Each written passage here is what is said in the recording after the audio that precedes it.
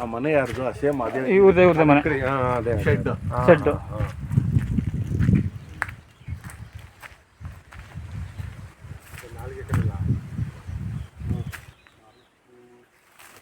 ನಾಲ್ಕೂವರೆ ಎಕರೆ ಅಂತ.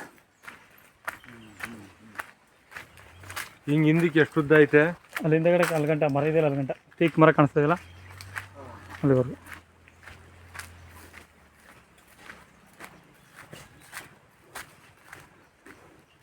ನಾಲ್ಕೂವರೆ ಎಕರೆ. ನರಸೀಪುರದಿಂದ 7-8 ಕಿಲೋಮೀಟ್ರ್ ಆಗುತ್ತೆ.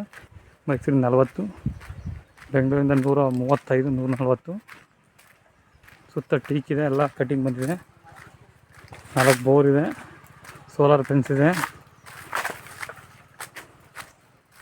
ಟೀಕಿಂಗ್ ಥರ ಇದೆ. ಸೂಪರ್ ಜಾಗ. 6 50 ಮೀಟ್ರ್.